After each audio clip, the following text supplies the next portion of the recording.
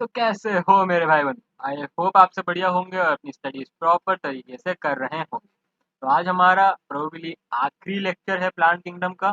तो आज हम प्लांट किंगडम को पूरा फिनिश करने वाले हैं। आज के लेक्चर के अंदर बचा हुआ एक डिवीजन हम खत्म करेंगे, जो कि हमारा लास्ट डिवीजन है, जिम्नोस्पर्म। ठीक है, लास्ट इसलिए बोल रहा हूँ क्योंकि एंजियोस्पर्म हमारा डिलीटेड है, बट थोड़ा सा इंट्रोडक्शन हमारे एनसीईआरटी में दिया गया है, तो उसको भी रीड कर। ठीक है, एंजियोस्पर्म। ठीक है, एंजियोस्पर्म वैसे पढ़ने की कोई ज़रूरत नहीं है, क्लास 12th में हमारे पास चैप्टर है sexual reproduction in flowering plant. तो वहाँ पे हम लोग ने पूरा डिटेल में कवर किया हुआ है। ठीक है, तो बेसिकली हमारा सब कुछ कवर ही है। ठीक है, बट क्लास 11 से हटा दिया है टॉपिक को, तो कोई बात नहीं, इसको हम लोग आज देखने वाले हैं। तो चलिए चलते हैं अपने आज के लेक्चर के अंदर। तो ये हमारा पूरा लेक्चर, हमारे जितने भी टॉपिक्स हैं, इतनी सारे पार्ट हम लोग ने कवर कर लिया है। ठीक है, तो आई होप आपको ये चैप्टर अच्छे समझ आया होगा अभी तक जितना भी पढ़ाया है। ठीक है, तो चलिए अपने आज के लास्ट टॉपिक की तरफ, जो कि है जिम्नोस्पर्म। तो चलिए जिम्नोस्पर्म को देखते हैं एक बार और समझते हैं कि जिम्नोस्पर्म के बारे में। जिम्नोस्पर्म, अब जिम्नोस्पर्म का मतलब क्या है? जिम्नोस्पर्म ऐसे प्लांट स्पीसीज है जिनके पास क्या हो, नेकेड सीड हो, मतलब उनका सीड जो है वो कवर्ड ना हो विद अ लेयर। ठीक है, सीड की लेयरिंग ना हो। ठीक है, फ्रूट है तो फ्रूट बॉल ना हो, ओवरी है तो ओवेरियन कैविटी ना हो। तो ये हमारे पास कैसे हो जाएंगे? जिम्नोस्पर्म। ठीक है, are plant in which ovules are not enclose by ovary wall, ovules ovary wall के साथ कवर्ड नहीं है, remain expose before and after fertilization. The seeds that develop in fertilization are not covered, seeds भी covered नहीं है, naked है। ठीक है, gymnosperm include medium size trees और टॉल ट्रीज एंड shrubs। ठीक है, जिम्नोस्पर्म कैसे हैं? मीडियम साइज होते हैं, इनके पास ट्रीज और shrubs की कैटेगरी हम जिम्नोस्पर्म को देखते हैं, बट हर्ब्स इसके अंदर नहीं आएगा। ठीक है, मीडियम साइज ट्रीज और shrubs आपको देखने को मिल जाएंगे, बट नॉट हर्ब्स। ठीक है, तो जिम्नोस्पर्म के अंदर अगर आपको बोला जाए किस टाइप के प्लांट आपको ज़्यादा देखने को मिलेंगे, तो you will be answering that trees and shrubs। ठीक है, one of the gymnosperm the giant redwood tree, sequoia, is one of the tallest tree species. The roots are generally taproot. Roots in some genera have fungal association in the form of mycorrhiza in Pinus, while in some others, Cycas, small specialized roots called colloid roots are associated with nitrogen fixing cyanobacteria. अब यहाँ पर क्या बोला जा रहा है कि gymnosperm की एक ऐसी स्पीसीज है जो कि बहुत ही टॉल, सबसे largest species, tallest species in the world है। अगर आपने ये प्लांट किंगडम का लाइव लेक्चर जो मैंने लिया था, वहाँ पे अगर आपने अटेंड किया होगा, ठीक है, तो वहाँ पे मैंने जाइंट रेडवुड ट्री की एक झलक दिखाई थी। ठीक है, क्योंकि लाइव लेक्चर के अंदर मैंने जिम्नोस्पर्म को थोड़ा सा इंट्रोडक्शन दिया था, मैं फिर से पढ़ा रहा हूँ, बट वहाँ पे मैंने आपको जाइंट रेडवुड ट्री का एक झलक दिखाया था। अगर आपने वो देखना है तो जाकर वो लाइव लेक्चर को, उस पार्ट को प्ले करके आप देख सकते हो। ठीक है, लिंक मैं डिस्क्रिप्शन में डाल दूंगा उस लाइव लेक्चर का, वहाँ पे जाकर देख सकते हो। ठीक है, चलिए, तो यहाँ पर आगे क्या बोला गया है कि जनरली जिम्नोस्पर्म के प्लांट के जो रूट्स होते हैं वो टैप रूट सिस्टम को फॉलो करते हैं। अब ये टैप रूट सिस्टम क्या है? ये टैप रूट सिस्टम आप अच्छे से डिटेल में पढ़ोगे जब हम पढ़ रहे होंगे क्या, मॉर्फोलॉजी इन फ्लावरिंग प्लांट। ठीक है, तो टैप रूट सिस्टम को ऐसे समझिए कि आपके जो मेन रूट है, ठीक है, जिसको हम लोग प्राइमरी रूट बोलते हैं, उसके अंदर से ही सेकेंडरी रूट्स निकलते हैं। ठीक है, उसके बाद टर्शरी, ऐसे ही डिवीजन रूट्स का होता है। तो इसी टाइप के रूट सिस्टम को हम लोग बोलते हैं टैप रूट सिस्टम।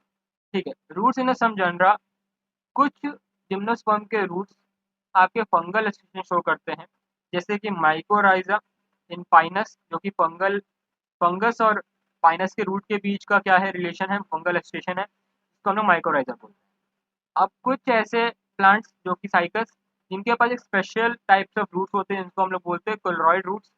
ठीक है, अब ये कोलरॉइड रूट्स क्या करते हैं कि दे होल्ड द वाटर, ठीक है, बहुत अच्छे से। ठीक है, और इनके साथ साइनोबैक्टीरिया का एसोसिएशन होता है, जो कि साइनोबैक्टीरिया क्या करता है, नाइट्रोजन फिक्स करके देता है साइकस को।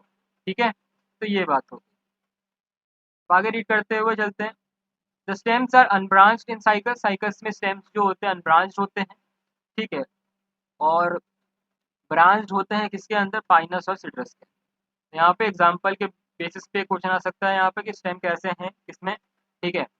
एज द फॉलोइंग बन सकता है, the leaves are may be found simple और कंपाउंड। अब लीव्स या तो आपको सिंपल मिल सकता है तो कंपाउंड लीव मिल सकता है। In Cycas pinnate leaves are persist for a few years, ठीक है। अब साइकस के अंदर आपको क्या देखने को मिलेगा, पिनेट की लीफ देखने को मिलेगा, मतलब नुकीले धारदार आपको देखने को मिलेंगे, ठीक है। पिनेटली का मतलब क्या हो जाएगा कि आपका ऐसे गुच्छे में नहीं है, ठीक है, एक एक ही में एक में है, ठीक है, एक लीफ, एक स्टेम में एक लीफ, ठीक है। और पामेटली क्या हो जाता है, एक और टाइप का लीफ स्ट्रक्चर होता है पामेटली। पामेटली मतलब एक ही स्टेम के अंदर ऐसे गुच्छे बने हुए हैं किसके, लीव्स के, ठीक है। जैसे कि अगर आपने आम की लकड़ी तोड़ी होगी, आम के लीफ तोड़े होंगे तो वहां पर आपको पामेटली स्ट्रक्चर दिखता है, ठीक है। पिनेटली आपको ऐसा दिखेगा, यहाँ देखिए, ये आपको जो दिख रहा है, ये जो दिख रहा है आपको, ये आपके पिनेटली है, ठीक है। एक ही स्टेम में गुच्छे नहीं है बट यहाँ पर ऐसे, ठीक है, ऐसे आपको देखने को मिल रहे हैं, चलिए, और नुकीले भी होते हैं, ठीक है। The leaves in gymnosperm are well adapted to the withstand extreme condition. तो यहाँ पर जिम्नोस्पर्म के पास ऐसे लीव्स के स्ट्रक्चर्स होते हैं जो कि अपने आप को किसी भी कंडीशन में अडॉप्ट कर सकते हैं, ठीक है। चाहे हाई टेम्परेचर हो, ह्यूमिडिटी हाई हो, विंड बहुत तेज चल रही हो, तो कोई भी कंडीशन में अपने आप को क्या कर सकते हैं, अडॉप्ट कर लेते हैं। In conifers the needle like leaves reduce the surface area. अब कॉनिफर्स कैसे होते हैं, आपके पास कुछ ऐसे प्लांट्स होते हैं, जैसे अगर आपने क्रिसमस ट्री टाइप का देखा होगा, वैसे हम लोग प्लांट्स को कॉनिफर्स बोलते हैं। तो कॉनिफर्स में आपके कैसे होते हैं, लीव्स निडल लाइक होते हैं जो कि सरफेस एरिया रिड्यूस करते हैं, ठीक है। और क्या होता है, इनके पास थिक क्यूटिकल होता है, संकन स्टोमेटा होता है, also help to reduce water loss. अब संकन स्टोमेटा का मतलब क्या है, ये आपके पास लीफ के वॉल है, ठीक है। अब उसके अंदर आपके पास ये एपिडर्मल सेल्स, सॉरी सेल्स है, ठीक है। अब इस सेल्स के अंदर आपका स्टोमेटा गार्ड सेल के द्वारा कवर्ड, ठीक है, ये आपके स्टोमेटाज हो गए। तो ये इसको गार्ड सेल क्या कर रहा है, गार्ड कर रहा है। तो यहाँ पर स्टोमेटा कैसे होते हैं, संकेन होते हैं ताकि वाटर लॉस को बचा सके, ठीक है। अगर सरफेस के ऊपर स्टोमेटा होगा तो वाटर लॉस इजीली हो जाए, ठीक है। तो ये हमारे पास कुछ कैरेक्टरिस्टिक्स थे जिम्नोस्पर्म की। यहाँ पर थोड़ा सा आपको ज़्यादा चीज़ें याद करनी पड़ेंगी, ठीक है, as compare to pteridophyte and bryophyte, ठीक है। यहाँ आपको थोड़ी ज़्यादा चीज़ें याद रखनी पड़ेंगी, थोड़ा सा अच्छे से आपको मेमोराइज करना पड़ेगा, पर आपको याद करना तो है ही, ठीक है। चलिए आगे चलते हैं, अब बात करते हैं जिम्नोस्पर्म कैसे रिप्रोड्यूस करती है, ठीक है। मेन फोकस हमारा सब में यही रहा है, लाइफ साइकिल क्या है टेरिडोफाइट की, ब्रायोफाइट की, और यहाँ पे जिम्नोस्पर्म की हम लोग देखने वाले हैं। जिम्नोस्पर्म और हेट्रोस्पोर, यहाँ पे जिम्नोस्पर्म कैसे, हेट्रोस्पोर मतलब जो स्पोर्स डेवलप होंगे उनका साइज में फर्क होगा, मतलब एक माइक्रो होगा तो एक मैक्रो होगा, ठीक है। They produce haploid microspores and megaspores. तो इनके स्पोर्स कैसे हैं, हैप्लॉइड है, मतलब एन है इनकी प्राइस, ठीक। The two kinds of spores are produce within the sporangia. Sporangia के अंदर ही आपका स्पोर्स बन रहा है, that are born on sporophylls which are arranged spirally along an axis to form lax और कॉम्पैक्ट स्ट्रोबुला या कॉन्स। सेम कॉन्सेप्ट टेरिडोफाइट वाला कि आपका स्पोरेंजिया के अंदर स्पोर्स बन रहा है और वो स्पोर्स कहाँ है, स्पोरोफिल के ऊपर, मतलब लीव्स के ऊपर स्पाइरली अरेंज्ड है, ठीक है, अलोंग दिस एक्सिस। और उसी को हम लोग क्या बोल रहे हैं, कॉम्पैक्ट स्ट्रक्चर को लैक्स, स्ट्रोबुला या फिर कोन्स। तो यहाँ पे तीसरा शब्द आ गया, पहले हम लोग पढ़ रहे थे स्ट्रोबुला या फिर कोन्स बोल रहे थे, ठीक है, स्पोरोफिल को, जिसको एक कॉम्पैक्ट स्ट्रक्चर में है, ठीक है। अब यहाँ पर हम लोग क्या बोल सकते हैं, लैक्स भी बोल सकते हैं, ठीक है।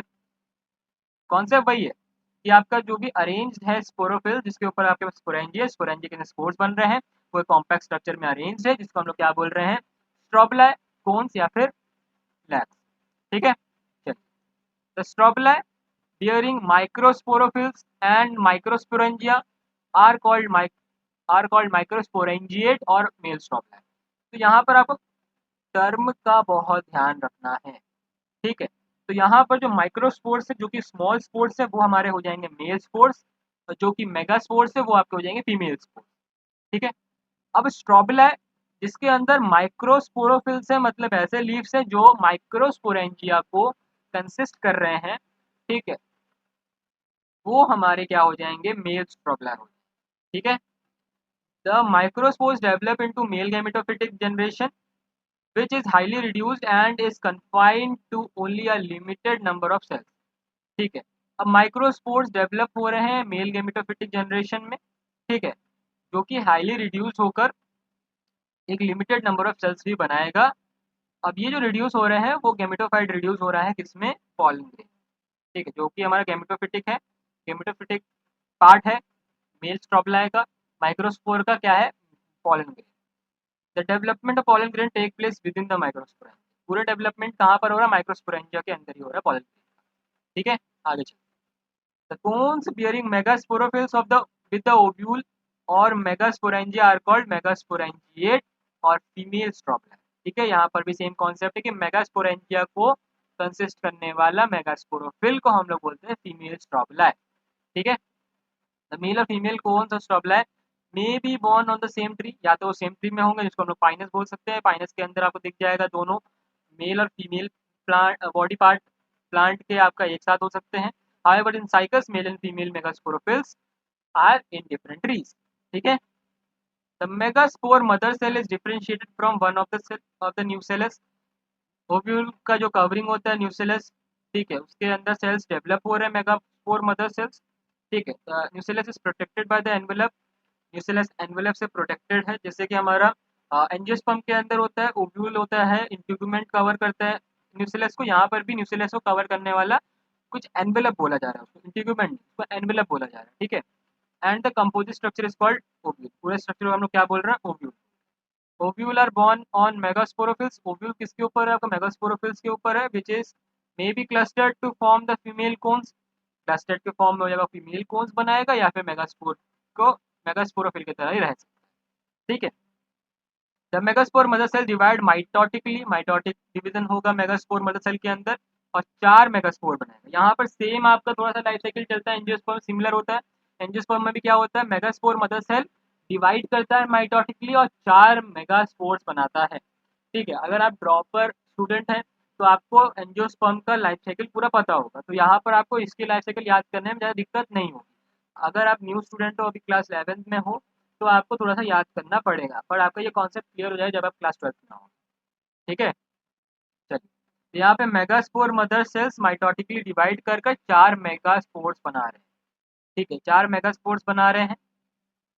One of them one of the megaspore enclosed within the microsporangia develops into multicellular female gametophytic bears 2 or more arches और फीमेल सेक्स। अब यहाँ पर क्या है कि एंजियोस्पर्म के अंदर हम लोग का बनता था एक्स। ठीक है, अब क्या होता था वहाँ पे 4 मेगास्पोर मदर सेल, 4 मेगास्पोर्स में से एक मेगास्पोर फंक्शनल होता है। यहाँ पर भी वही बात है, 3 डीजेनरेट हो जाएंगे। एक मेगास्पोर जो फंक्शनल रहेगा वो मेगास्पोरेंजिया के अंदर ही रहेगा, डेवलप होगा मल्टी सेलर फीमेल गेमेटोफाइट में, जिसको हम लोग क्या बोल रहे हैं, आर्चिगोनिया बोल रहे हैं। ठीक है, अब वो गेमेटोफाइट के अंदर एक से ज़्यादा, 2 से ज़्यादा आपको आर्चिगोनिया फीमेल सेक्स ऑर्गन देखने को मिल जाएगा। The multicellular female gametophyte is also retained within the microsporangia। अब फीमेल बॉडी के ऊपर ही आपका आर्चिगोनिया मतलब जो नया मेल फीमेल सेक्स ऑर्गन है वो भी रिटेन हो जाता है। ठीक है, जो कि फीमेल बॉडी है वो रिटेन कर लेती है ताकि पूरा डेवलपमेंट आर्चिगोनिया का उसके अंदर ही हो, मेगास्पोरेंजिया के अंदर भी हो। ठीक है, जैसे कि हमने टेरिडोफाइट के अंदर देखा था। चलिए आगे चलते हैं। Unlike bryophyte, pteridophyte, gymnosperm, the male and female gametophyte do not have the independent free living existence। ठीक है, जैसे कि जिम्नोस्पर्म और सॉरी ब्रायोफाइट, टेरिडोफाइट और जिम्नोस्पर्म देखा कि जो मेल और फीमेल गैमेटोफाइट है उनका कोई इंडिपेंडेंट फ्री लिविंग एग्जिस्टेंस नहीं है, वो मेल पार्ट और फीमेल पार्ट मेगास्पोरोफिल माइक्रोस्पोरोफिल के ऊपर ही रहते हैं, इंडिपेंडेंटली नहीं रहते हैं। ठीक है, they remain with in the sporangia, sporangia के अंदर ही होता है और रिटेन कर लेते हैं अपने आप को ऑन द स्पोरोफाइट। ठीक है, the pollen grain is released from the microsporangium। pollen grain release हो रहा है माइक्रोस्पोरेंजियम से, they are carried in the current air current and come in contact with the opening of the ovule born on megasporophylls। ठीक है, the pollen tube carrying the male gamete grows toward the archegonia in the ovule, discharge their content near the mouth of the archegonia। following the fertilization zygote develops into embryo। embryo के बाद ovule develop करता है seed में, और seed जो कि covered नहीं। तो यहाँ पर क्या हो गया कि यहाँ पर बोला गया है कि स्पोरेंजिया को रिटेन कर लिया जाता है इन स्पोरोफिट ठीक है। स्पोरोफिटिक बॉडी जो हमारे मेन प्लांट बॉडी है उसको रिटेन कर लिया जाता है, जिसके ऊपर स्पोरेंजिया है, स्पोरेंजिया के अंदर स्पोर्स डेवलप हो रहे हैं, ये हो रहा है। उसके बाद जो मेल पार्ट है पॉलन ग्रेन वहाँ से रिलीज होता है और एयर करंट उसको कैरी करके लेके जाता है टूवर्ड्स द फीमेल सेक्स। ठीक है। मेगा स्पोरोफिल के पास पॉलन ग्रेन पहुंचता है, ओव्यूल के ओपनिंग में जाता है, पॉलन ट्यूब डेवलप होती है, मेल गैमीट पहुंचता है आर्चिगोनिया के ओपनिंग की तरफ, वहां पर मेल गैमीट रिलीज होता है और फर्टिलाइजेशन होता है प्रोसेस पूरा, और जायगोट फिर एम्ब्रियो फिर ओव्यूल से सीड बन जाता है और सीड हमारा कवर्ड नहीं होता है, इसीलिए हम उसको जिम्नोस्पर्म बोलते हैं। ठीक है। तो ये बात होगी हमारी जिम्नोस्पर्म की। आई होप आपको ये जिम्नोस्पर्म पूरा समझ आया होगा। अब आगे चलते हैं और एंजियोस्पर्म का जो छोटा सा पार्ट दिया है उसको फिनिश कर लेते हैं फटाफट। Unlike gymnosperm, where the ovules are naked, angiosperm is a flowering plant. Angiosperm आपके flowering plant होते हैं, pollen grain ovule covered होता है, developed होते हैं और एक स्ट्रक्चर बनाते हैं जिनको हम लोग फ्लावर बोलते हैं, जिनको हम लोग सुगंध लेते हैं, और बहुत सारे रिलीजियस ऑस्पिशियस इवेंट में हम लोग फ्लावर्स का यूज भी करते हैं। In angiosperm the seeds are enclosed in the fruit. Fruit के अंदर आपका सीड कवर्ड रहता है, कोई भी अगर फ्रूट खाए होंगे इसके अंदर सीड्स होते होंगे। ठीक है। और जिनके अंदर सीड्स नहीं होते हैं वो अलग प्रोसेस से उनको बनाया जाता है। The angiosperm are exceptionally large group plant occurring in the wide range of habitats। सबसे ज़्यादा लार्ज ग्रुप ऑफ प्लांट अगर आप देखें तो एंजियोस्पर्म ही है आज के इस वर्ल्ड के अंदर, और उनके पास वाइड रेंज ऑफ हैबिटाट है, बहुत अलग अलग हैबिटाट में आपको अलग अलग फ्लावरिंग प्लांट देखने को मिल जाएंगे।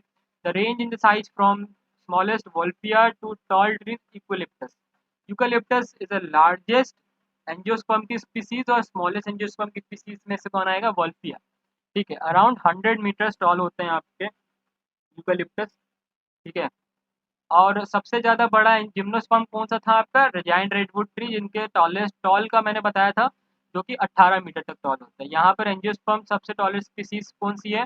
यूकेलिप्टस, जो कि 100 मीटर्स तक की टॉल होती है। They provide food and fodder and fuel, medicine and several other commercial important products.